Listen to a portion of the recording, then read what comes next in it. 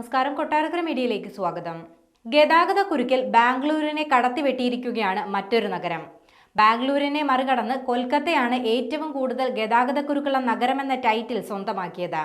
2024 Tom traffic index അനുസരിച്ച് ലോകത്തിൽ പതുക്കെ നീങ്ങുന്ന നഗരങ്ങളിൽ 2ാം സ്ഥാനത്താണ് കൊൽക്കത്ത. കൊളംബിയയിലെ ബാരൻക്വിലയാണ് ലോകത്തിലെ ഏറ്റവും ഗതാഗതക്കുരുക്കേറിയ നഗരം. 3ഉം 4ഉം സ്ഥാനം ബാംഗ്ലൂരിനും പൂനെയ്ക്കുമാണ്. ലോകത്തിലെ പ്രധാന നഗരങ്ങളിലെ ഗതാഗതക്കുരുക്കുകൾ വിലയിരുത്തുന്ന കമ്പനിയാണ് ടോം. ഇവരുടെ കണക്കുപ്രകാരം കൊൽക്കത്തയുടെ ശരാശരി വേഗത മണിക്കൂറിൽ 17.4 കിലോമീറ്ററാണ്. 10 കിലോമീറ്റർ കടന്നു കിട്ടുന്നതിനായി ഏകദേശം 33 മിനിറ്റും 33 സെക്കൻഡും സമയമാണ് എടുക്കുന്നത്. ബാംഗ്ലൂർ തൊട്ടു പിന്നിൽ തന്നെയുണ്ട്. 10 കിലോമീറ്റർ കടന്നു കിട്ടാൻ ബാംഗ്ലൂരിൽ എടുക്കുന്നത് 33 മിനിറ്റും 10 സെക്കൻഡുമാണ്. പൂനെയിൽ ഇത് 33 മിനിറ്റും 22 സെക്കൻഡുമാണ്.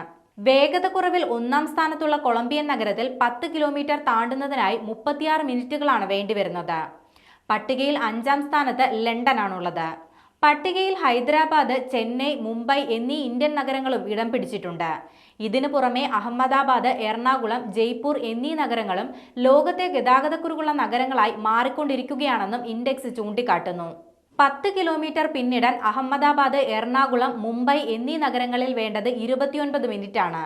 ഏറെ തിരക്കുള്ള ന്യൂഡൽഹി പട്ടികയിൽ ഏറെ പിന്നിലാണെന്നതാണ് കൗതുകകരമായ കാര്യം.